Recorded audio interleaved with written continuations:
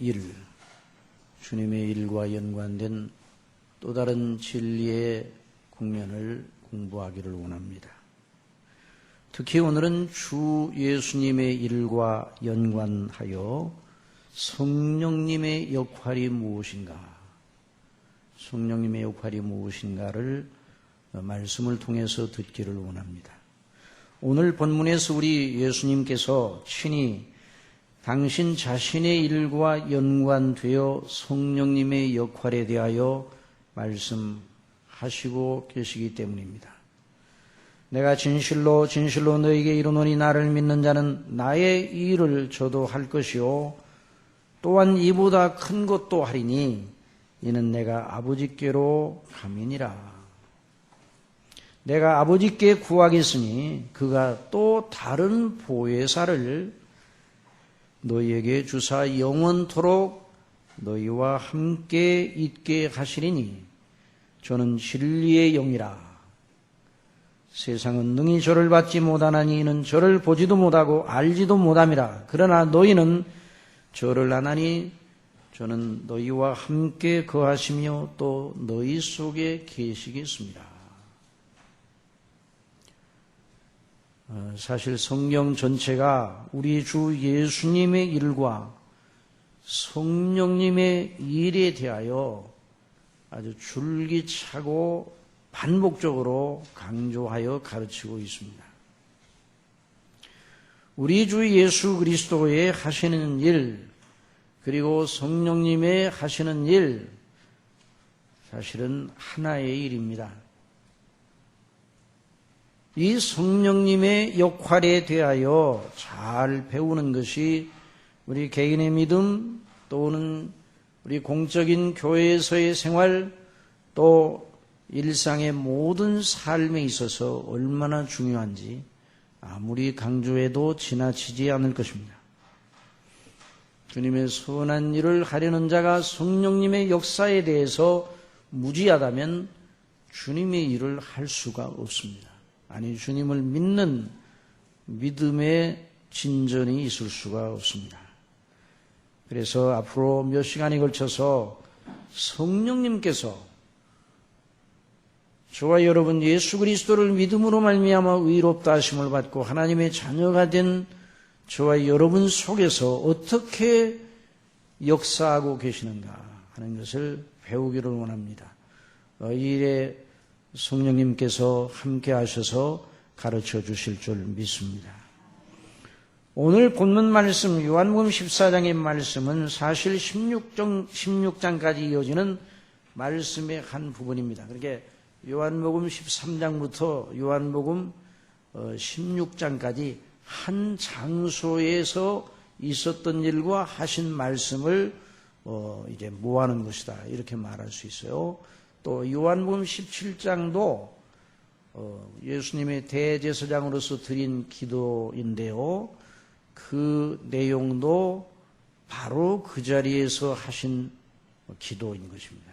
그러니까 요한복음 13장에서 17장까지의 내용 전체가 최후의 만찬, 잡히시기 전에 마지막 저녁을 제자들과 함께 드시면서 행하시고 또 하신 말씀입니다. 그래서 이 요한복음 이 부분에 나오는 말씀, 강화의 말씀을 다락방 강화라 이렇게 별명을 붙이기도 합니다. 왜냐하면 우리 예수님과 제자들이 우리 예수님께서 예비하신 그 다락방에 함께 모여서 최후의 만찬을 드시며 이 말씀을 듣게 하시고 또 우리 예수님이 또 기도하시고 그러고 난 다음에 이제 잡히시기 위해서 겟세마네 동산에서 기도하러 가시고 그리고 그 다음에 잡히시는 것입니다. 그리고 그 다음에 그 다음날 십자가에서 못 박혀 죽으시는 것이죠. 여러분, 이 다락방 강화의 말씀을 들었던 제자들, 그 제자들은 예수님이 하신 말씀이 무엇을 의미하는지 제대로 알았겠습니까? 몰랐습니다. 예수님의 말씀을 들으면서 제자들은 들으면 들을수록 더 힘들어졌다 이렇게 생각할 수가 있어요. 예수님이 무슨 말씀을 하시는지. 자, 우리 예수님께서도 그 제자들이 예수님께서 친히 하시는 말씀을 알아듣지 못하고 있다고 하는 것을 너무나 잘 알고 계셨어요. 그런데도요, 자, 우리 예수님의 그 행사를 잘 주목하는 것이 매우 중요한데요. 그럼에도 불구하고 예수님께서는 그 제자들이 알아듣든 알아듣지 못하든 상관없이 계속 말씀하셨습니다. 여러분, 우리 복음서를 읽어볼 때 제자들 중에 어느 누가 예수님께서 하시는 일, 예수님이 하시는 말씀을 잘 알아듣고 다 이해한 제자가 누구입니까?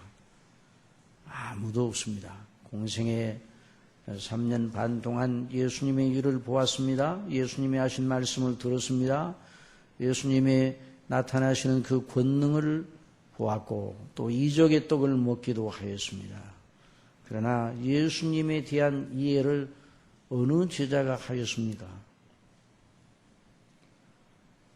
그런데도 여러분, 예수님께서는 말씀을 계속 가르치셨습니다. 듣지 못하고 알아듣지 못하고 이해하지 못해도 말씀을 계속 가르치셨어요. 그리고 그 하실 일을 진행해 나가셨습니다. 제자들이 이해하는 것과는 상관없이 말입니다. 여러분, 일반적인 상식으로 생각한다면 그런 교육 방식은 좋아 보이지 않습니다. 아니, 학생들이 따라오지도 못하는데, 제자들이 이해하지도 못하는데 자꾸만 진도만 나가면 어떻게 될까? 이렇게 생각을 하면 예수님의 교육 방식이 좀 좋아 보이지 않는다, 이런 생각을 가질 수가 있어요. 그러나 여러분, 이 예수님의 교육 방식을 잘 주목해야 됩니다. 예수님이 가르쳐 주신 내용은 그들의 이해하는 수준에 맞추어서 가르치신 것이 아닙니다. 예수님이 하신 일은 그들의 이해하는 수준에 맞춰서 하신 일이 아닙니다. 예수님의 말씀, 예수님의 행하심은 오직 하나에 맞추어서, 한 기준에 맞추어서만 하신 일이고 하신 말씀입니다. 무엇입니까? 그것이 아버지의 뜻. 뭐에 맞추셨다고요? 아버지의 뜻에 맞추셨습니다. 아버지의 뜻을 제자들에게 말씀하셨어요. 곧 당신 자신의 뜻이기도 하죠. 아버지께서 하라고 하신 일을 해 나가셨습니다. 제자들이 이해하든 이해하지 못하든. 그러면 예수님은 모자란 선생님이십니까? 천만에요. 여러분, 예수님 같은 선생님이 없습니다. 역사상 다른 사람들을 선도한다고 나선 수많은 선생들이 있었습니다. 그러나 예수님 같은 선생님이 어디 있습니까? 요한복음 7장 45절 이하에 보면 대제사장들과 바리새인들이 자기들이 부리는 하속들, 종들을 보내어 예수님 잡아오라고 보냈습니다. 그랬는데 조금 있다가 왔는데 예수님을 잡아오지 않고 자기들만 덜렁 그냥 돌아왔습니다. 그러니까 이 대제사장들과 바리새인들이 다그치 물었습니다. 왜 그냥 돌아왔느냐?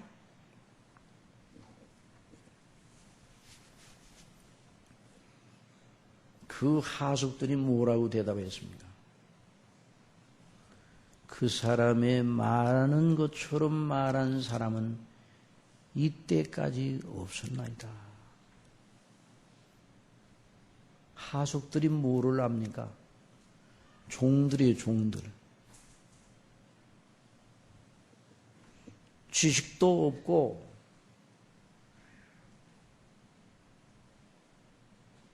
평범 이하의 사람들로 취급을 받던 그들이 예수님의 말씀을 들으며 예수님을 잡으러 갔어요. 그런데 예수님을 보자마자, 예수님의 말씀을 듣자마자 딱 멈춰서 예수님을 주목하고, 야, 이분처럼 말하는 사람을 우리가 본 적이 없네. 손을 댈 수가 없었어요. 마태복음 7장에 보면 예수님께서 산 위에서 제자들을 가르치셨습니다. 그 가르치심을 마치고 나서 무리들이, 그 예수님의 말씀을 듣던 무리들이 깜짝 놀랐어요. 왜? 이는 그 가르치시는 것이 권세 있는 자와 같고 저희 서기관들과 같이 아니함이니라. 저희 서기관들과 같이 아니하다. 서기관들과 바리새인들이 사람들을, 백성들을 가르쳤습니다. 그러나 예수님의 가르침을 듣는 사람들이, 이분은 전혀 다른 분이다. 그 가르치시는 것이 권세 있는 자와 같고, 누구십니까? 예수님이 하나님이시오. 그 신적 권위를 가지신 그분이 가르치셨어요. 사람의 몸을 입고, 낮은 몸을 입고 이 땅에 오셨고 지금 가르치고 계시는데, 그 예수님 같은 선생은 없어요. 앞으로도 없고, 우리도 예수님의 방식을 주목해야 합니다.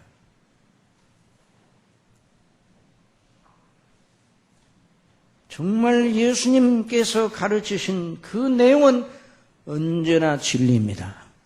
세대가 지나도 진리입니다. 언제나 변함없이 진리입니다. 예수님의 가르치신 내용에 대해서 많은 사람들이 트집을 잡으려고 하고, 학자들이 분석해내고 공격을 하고, 예수님이 틀렸다 말하고 싶어서 견딜 수 없어서. 그러나 예수님이 하신 말씀은 다 완전한 진리임이 계속 입증이 되어 오늘날까지 성경은 고칠 필요도 없고 더할 필요도 없고 빼서도 안 되는 거죠. 세상에 선생들이 많습니다. 그래서 내놓으라는 주장들을 하는 그런 선생들이 많아요. 과학자들은 자기들의 과학적인 여러 가지 논증을 가지고 사람들을 설득하려고 합니다. 그러나 과학자들이 입증되지 않는 가설을 세워 그 논리를 만들어 사람들을 진리인 양 하면서 사람들을 속이는 일이 얼마나 많은지요.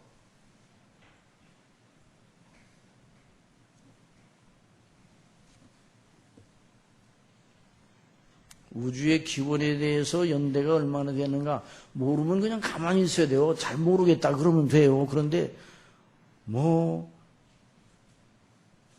몇십억 년 전에서 몇십억 년 사이 그 오차를 보면 그냥 모르면 가만히 있는 게 나아요. 비과학적인 말하고, 또 가장 대표적이고 가장 맹랑한 거짓말은 무엇인가? 진화론이에요. 모든 생물은 극히 원시적인 종류 아메바와 같은 단세포에서 진화를 거듭하여 종의 변화를 가져왔으며 그 진화의 최절정에 인간이 있다. 그런 거짓말이 어디 있어? 그런데 그 거짓말을 학문의 영역에서, 대학에서, 거의 모든 학문 분야에서 다 전제로 옳은 것으로 받아들이고 있어요. 그러니까 교회에서 말씀을 제대로 배운 학생들이 대학에 가게 되면 대번에 그 진화론적인 사고와 부딪혀서 싸워야 되는 거예요. 그걸 이기지 못하면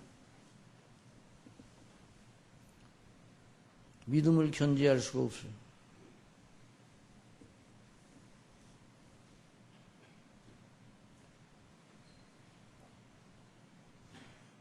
진화론을 안 받아들이면 학문의 영역에서 이단자로 취급을 받습니다. 학설도 자꾸만 바뀌어요. 철학자들의 교훈도 바뀌어요. 그 바뀐다는 건 뭐예요? 진리가 아니라는 거예요. 진리는 안 바뀝니다. 바꿀 필요가 없어요. 바꿔서도 안 돼요.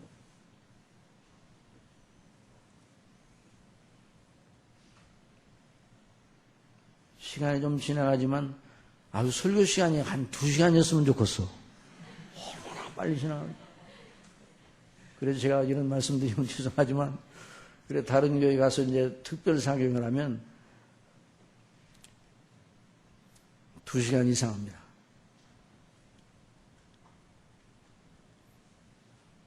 다른 일에 대해서는 시간을 많이 쓰면서 얼마나 그러나 우리 성도님들은 우리 중심교회 성도님들은 그래도 잘 인내하면서 은혜 주시니 너무 감사합니다. 그래도 오늘 그대 그 시간에 맞춰서 끝낼 테니 걱정하지 마시고 1510년 1514년 코페르니쿠스가 천문 세계가 태양을 중심하여 위치해 있고 지구가 태양 주위를 돈다는 학설을 발설하였어요. 그로 인하여 그 사람은 대번에 천문학계의 이단자로 지목을 받았어요.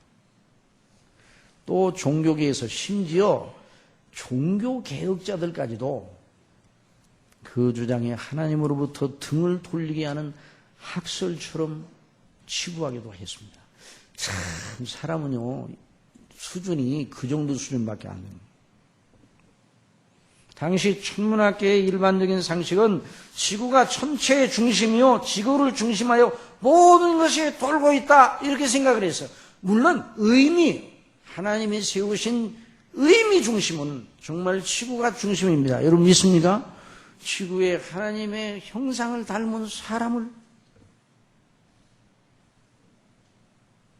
살게 하셨습니다. 그것이 우주의 의미 중심은 바로 지구가 맞아요. 그렇지만 전체적인 물리학적인 개념에서는 지구가 가만히 있고 모든 것이 돈다. 1500년대 코페르니쿠스가 말하기 전까지 다 그렇게 알고 있었어요.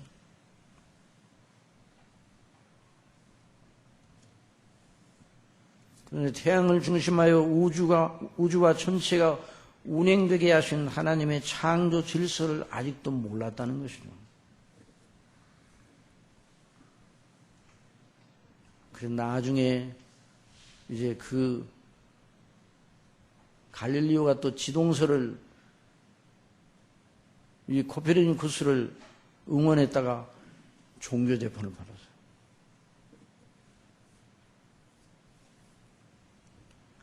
그러니까 사람들은 항상 뭐를 안다고 해도 확실하지는 못해요.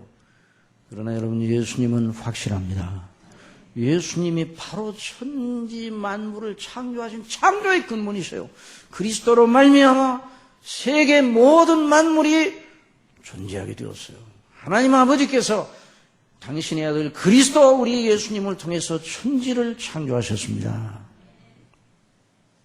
그래서 우리 예수님만 내 말에 거하면 너희가 진리를 알지니 진리가 너희를 자유케 하리라 말씀하실 수 있는 오직 유일하신 자격자예요.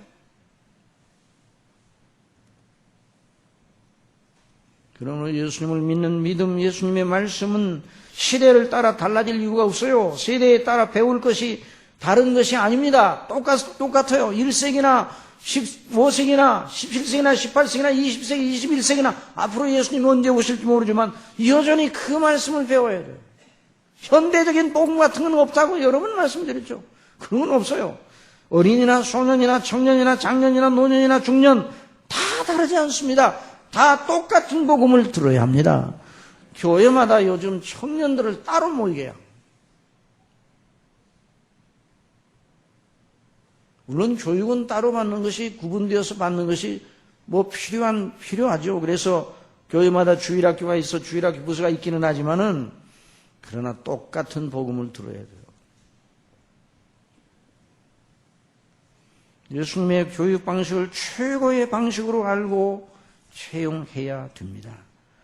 다시 처음으로 돌아가 예수님은 그런데 제자들이 알아듣지 못하는데도 계속 말씀을 하고 계시는 것이죠.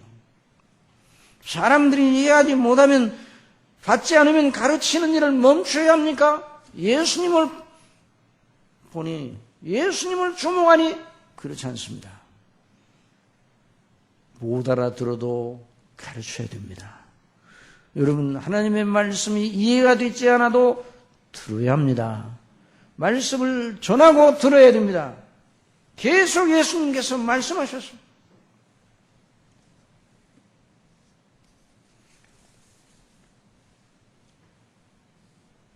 진리는 우리 손에 쉽게 들어오지 않습니다. 진리는 정말 우리와 떨어져 있어요. 우리 심령이 진리에서 등을 돌리고 있기 때문입니다. 부패해서.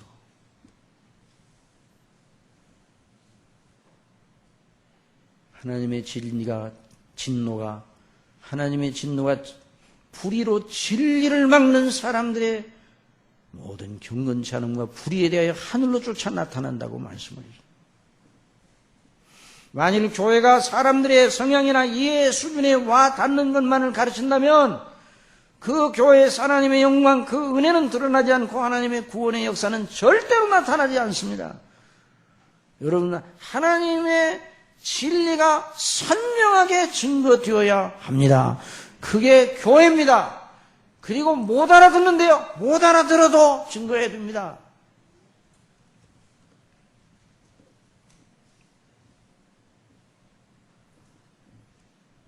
우리 예수님께서 자신이 나는 길이요 진리라고 말씀하셨어요. 또 우리 예수님 아버지의 말씀은 진리니다라고 요한복음 17장에서 기도하시면서 말씀하셨어요. 또 오늘 본문에 보니까 보혜사 성령님을 가리켜 저는 진리의 영이시라고 말씀하셨어요. 아버지께서 진리십니다. 아들이신 예수님이 진리십니다. 성령님이 진리의 영이십니다. 한 하나님으로. 저는 진리의 영이라 세상은 능히 저를 받지 못하나니 이는 저를 보지도 못하고 알지도 못함이라. 그러나 너희는 저를 아나니. 여기 너희는 누구예요? 예수 그리스도를 믿는 하나님의 사람들입니다. 사랑하시는 성도 여러분, 여러분이 예수님을 주로 믿으십니까? 그러면 진리의 영이신 성령께서 여러분 속에 계셔야 합니다. 계십니다. 정말 어마어마한 일이에요. 우리가 예수님을 믿는다는 건. 예수님을 믿는다는 정말 어마어마한 일입니다. 어디 가서 예수님을 믿는 믿음을 부끄러워할 이유가 어디 있어요? 어느 곳에 가야 예수님을 믿는 믿음이 부끄러워집니까? 휘황찬란한 사람들이 대단하게 우람하게 꾸며놓은 그곳에 가면 예수님을 믿는 믿음이 주눅이 들고 사람들이 인정하지 않으니까 부끄러워해야 됩니까? 천만에요. 예수님을 믿는 믿음을 부끄러워해서는 안 됩니다.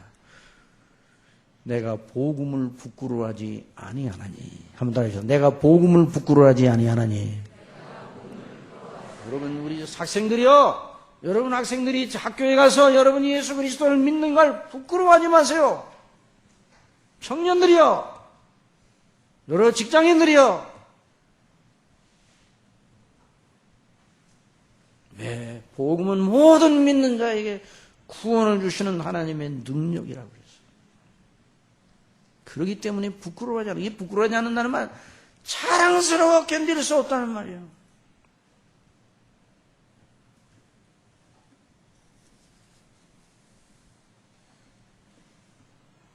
사랑하시는 여러분, 다시 한번 말씀드립니다. 진리를 배워야 합니다. 진리를 들어야 합니다. 그런데 진리가 어렵습니다. 못 알아들어요. 너무 깊어요. 너무 높아요. 너무 멀어요. 우리의 손이 뻗치면 닿아야 되는데 닿질 않습니다. 그러니까 일반적으로 공부하는 것도 진리를 연마하는 거 아니에요, 사실? 그러니까 진리를 쉽게 연마하는 길은 없습니다. 그건 마귀가 속이는 거예요.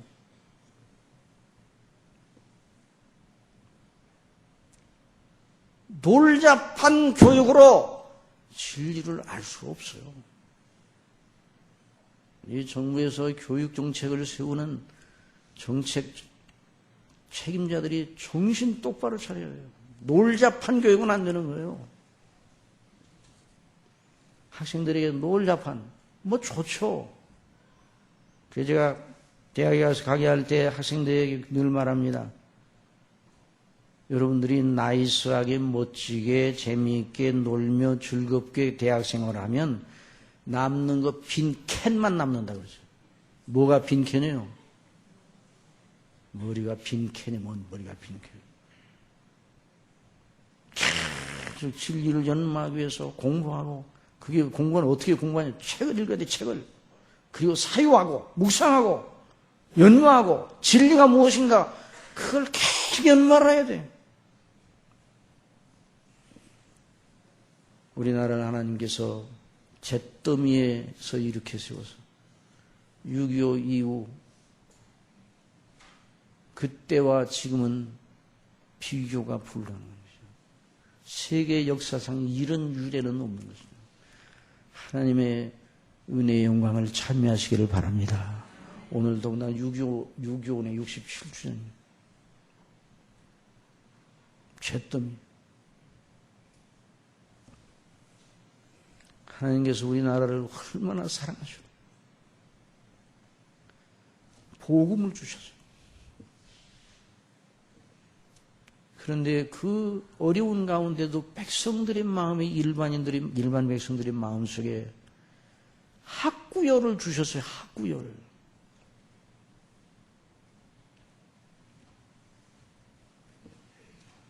그래서 세계에 다 부족한 것이 많지만 어디를 가더라도 정말 하나님의 은혜로 우리나라가 서 있다는 걸 실감을 합니다. 세계 공항에 가보면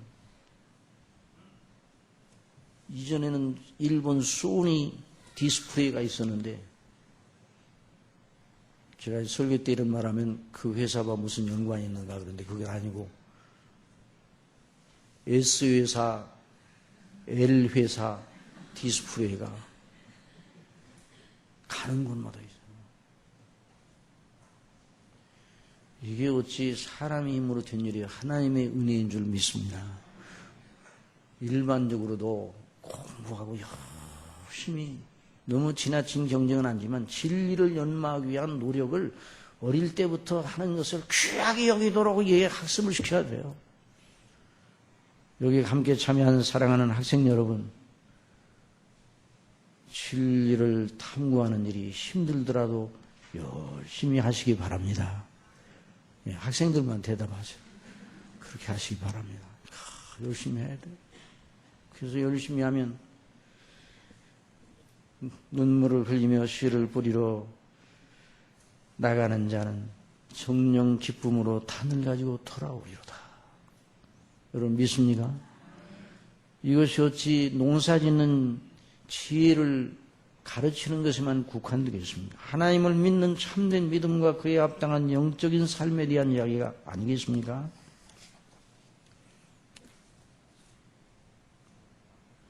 예수님의 교육 방식은 무엇입니까? 어려워도 못 알아들어도 수준에 맞지 않아도 하신 말씀을 하는 것입니다.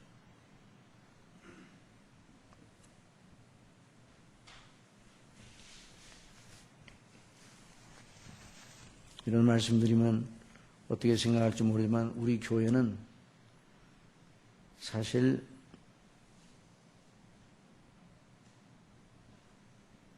참 어려운 하나님의 주신 은혜 속에서 이 일이 가능했다고 합니다. 어려운 이 길을 택한 거예요. 왜냐하면 초등학교 졸업하고 중학생들로부터 어른 예배에 함께 참여하고 말씀을 듣게 하고 그것도 교리와 신학이 있는 강해 설교를 듣게 하니 얼마나 미련한 일인가.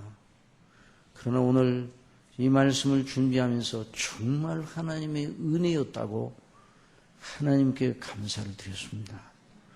여러분, 예수님의 방식이 그러하였어요. 못 알아들어도 말씀을 계속 가르치는 거예요. 우리 학생들이 6년 동안 중학교 1학년부터 고등학교 3학년 6년 동안 계속 하나님의 말씀의 강론을 계속 들으면, 주일마다 빠지지 않고 들으면 대학에 들어가서 학문을 할 때 결코 그 진화론적인 사고에 매몰되지 않을 줄을 믿습니다. 이런 역사에 있기를 바랍니다. 이 믿음만이 나중에 남아요. 우리 학생들이 나중에 어른들이 될 때에 10년, 20년 뒤에 우리 한국교회가 그렇게 되지 않기를 바라지만 영적 혹한기가 올 수도 있어요. 그런데 그때 바로 그렇게 자란 학생들만이 남는 것입니다. 그러나 너는 배우고 확신한 일에 거하라. 내가 누이에게서 배운 것을 알며 또 내가 어려서부터 성경을 알았나니. 우리 학생들만 따라해 보시기 바라며 또 내가 어려서부터 성경을 알았나니. 학생들만 대답해 봐요.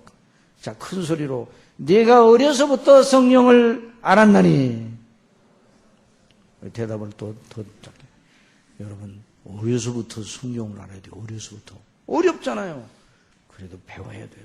성경은 능인으로 하여금 그리스도 예수 안에는 믿음으로 말미암아 구원에 이르는 지혜가 있게 하느니라. 모든 성경은 하나님의 감동으로 된 것으로 교훈과 책망과 바르게 함과 의로 교육하기에 유익하니 이는 하나님의 사람으로 온전케 하며 모든 선한 일을 행하기에 온전케 하려 함이라. 여러분, 그러면 우리 예수님께서 이렇게 어려운 말씀을 왜 계속 하시고 또 예수님이 행하시는 일을 이해하지 못해서 제자들이 나둥그러지는데도 왜 내버려 두시고 예수님 혼자 일을 하시는가?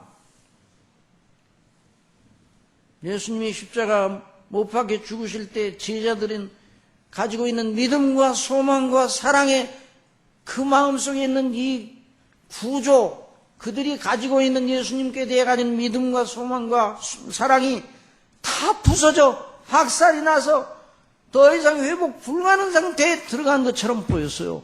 예수님이 부활하셨다고 해도 안 믿었어요.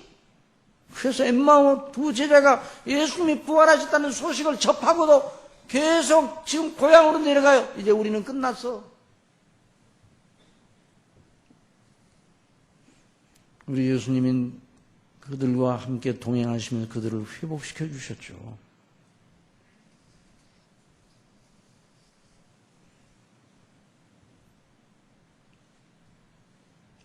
이것은 정말 사람으로 볼 때는 참말로 이해되지 않는 일입니다. 그러나 여러분 믿으시기 바랍니다. 하나님의 일은 하나님이 하십니다. 이걸 잊지 말아야 돼요. 하나님의 일은 누가 하신다고요? 하나님. 그러니까 교회가 사람의 수준에 맞춰 뭘 하려고 그러면 그때부터 벌써 그게 실패해요. 그게 영적인 일에는. 하나님의 일을 하나님의 수준에서 해야 합니다. 어찌 설교자 저나 여러분이 하나님의 일을 우리가 먼저 해가지고 하나님 앞에 합격을 할 수가 있어요? 안 돼요. 부패해서 안 돼요. 하나님의 일은 하나님이 하시는 거예요. 우리 예수님이 왜 이런 방식을 쓰셨는가? 당신이 가르치시는 말씀이 하나님의 말씀인데, 당신이 하시는 일이 하나님의 일인데, 그들의 이해의 수준을 바라보고 행하지 아니하시고 하나님의 수준에 맞춰서 행하시는데 그걸 누가 그걸 알아들을 수 있는가요? 누가 그걸 믿을 수 있는가요? 아무도 없어요.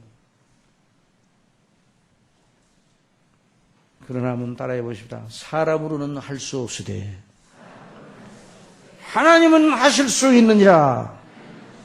하나님은 하시는 것이에요. 그러면 하나님, 우리 예수님이 그렇게 하시면서도 전혀 걱정을 안 하신 이유가 무엇인가? 하나님의 일하시는 경륜, 곧 오순절에 오실 보혜사 성령님의 역사를 바라보고 그 일을 하셨습니다. 여러분, 성령께서, 진리의 영이신 성령께서 너희와 함께 거하심이라. 진리의 영이신 성령께서 내가 너희에게 가르친 모든 걸 생각나게 하시리라. 계속 강조하셨어요. 정말 사람의 힘으로는 못합니다. 저와 여러분의 믿음을 사람의 힘으로는 지탱할 수가 없어요. 그러나 성령 하나님의 역사로 능히 할 수 있습니다. 믿습니까? 이게 믿음입니다. 여러분, 우리가 다 연약하고 부족하고 우리는 우리의 모든 기대, 우리의 모든 이 지혜와 이성이 다 끝이 났어요. 더 이상 어쩔 수가 없어요. 그러나 하나님의 성령께서 하시면 하시는 것이에요. 그러므로 내게 능력 주시는 자는 내가 모든 걸 할 수 있다는 말씀. 바로 성령께서 다른 보혜사, 예수님을 대신할 그 다른 보혜사로 오셔서 우리 속에 거하실 때 하신단 말이에요. 보혜사라는 말이 무슨 말인가? 한번 따라합시다. 보혜사. 이 보혜사 파라크레토스라는 말인데, 이 말은 보혜사, 옆에 있어 그 사람을 따라다니며 보호하고 가르치고 인도하고 또 정신 차리도록 각성을 하고 힘을 주고 이런 역할을 하는 사람을 가리켜 보혜사라 그렇게 했습니다. 파라크레토스라 그랬는데, 우리 예수님이 제자들에게 보혜사셨습니다. 그런데 성령께서 오셔서 신령한 선생님이 되셔서, 신령한 위로자가 되셔서, 신령한 상담자가 되셔서, 신령한 능력을 주시는 분이 되셔서 우리를 가르치시고 인도하시는 거죠. 그래서 제자들이 성령님 오셨을 때 전혀 딴판의 사람들이죠. 뭐가 뭔지 몰랐어요. 뒤죽박죽 됐어요. 예수님이 죽으신 것도 이해가 안 되고 예수님이 다시 사신 것도 이해가 될 것도 한데 이해가 안 돼요. 그래서 예수님이 부활하신 다음에도 두려워 있었고 또 고기 잡으러 갔어요. 고기 잡으러 뭘 해야 될지 모르고 예수님이 또 승천하셨어요. 승천하시는 일도 뭐가 뭔지 모르니까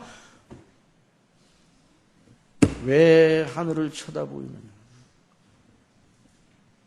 너희가 본 그대로 다시 오시리라. 그 말씀을 듣고 그때부터 하나님 방식에 자신들을 의탁하며 기도하기 시작했어요. 그리고 오순절에 성령님이 오셔서 그들에게 임하시니 그들이 예수님의 일, 바로 성령의 구약 성령의 예언해 주신 그 말씀이 예수님 안에 어떻게 이루어진 일에 대해 한꺼번에 깨닫게 되었어요. 그래서 예수 그리스도를 증거하게 되었습니다. 오직 성령이 너희에게 임하시면 너희가 권능을 받고, 어떤 권능이에요? 예루살렘과 온 유대와 사마리아 땅끝까지 이르러 내 증인이 되리라. 예수님을 증거할 권능을 얻게 되었어요. 그래서 이 제자들이 성경은 어디서부터 시작한다 할지라도 우리 주 예수 그리스도의 구주되심과 그리스도를 통해서 구원하시는 놀라운 하나님의 은혜의 일을 증거하기 시작했어요. 이걸 누가 그렇게 하게 하셨다고요? 성령께서. 누가 믿어요? 그래서 이 이사야가 800년 전에, 예수님 오시기 800년 전에 이사야가 53장에서 예수님의 일을 미리 예언하면서 이런 의문을 던졌어요. 이사야가. 우리의 전한 걸 누가 믿었느냐? 누가 믿겠어요? 그러니까 이사야가 하나님의 말씀을 받고 그것을 증거하여 계시를 증가하여 기록을 하면서 거기에다가 성령의 감동하심 속에 있던 이사야가 이런 질문을 던졌습니다. 우리의 전한 걸 누가 믿었느냐?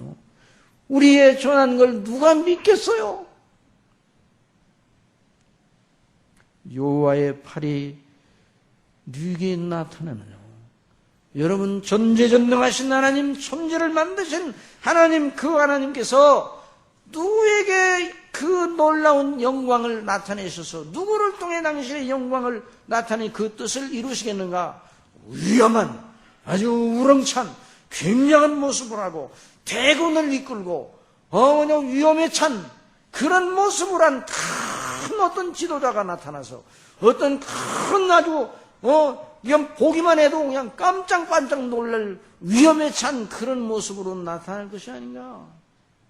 그래야 사람들이 믿죠. 그런데 하나님의 성령께서 이사야에게 뭐라고 말씀하라고 지시하셨습니까? 그는 주 앞에서 자라나기를 연한 순 같고, 어떻다고요? 연한 순 같고, 마른 땅에서 나온 줄기 같아서 고운 모양도 없고 풍채도 없은즉 우리의 흠모할 만한 아름다운 것이 없도다. 그는 멸시를 받아서 사람에게 실어버린 바 되었으며 간고를 많이 겪었으며 질고를 하는 자라 마치 사람들에게 얼굴을 가리우고 보지 않음을 받는 자 같아 멸시를 당하였고 우리도 그를 귀히 여기지 아니하였도다. 여호와의 팔이 그에게 나타난단 말이에요. 그를 누가 믿겠어요? 누가 우리의 전한 걸 믿겠습니까? 이사야도 사람이기 때문에 그런 의문을 나타냈어요.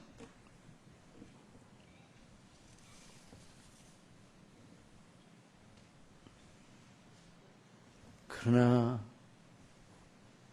하나님은 그런 방식으로 우리를 죄와 그 파멸에서 건져내셔 영생 얻어 하나님의 영광스러운 나라의 영원한 자녀로 세우신다는 말입니다.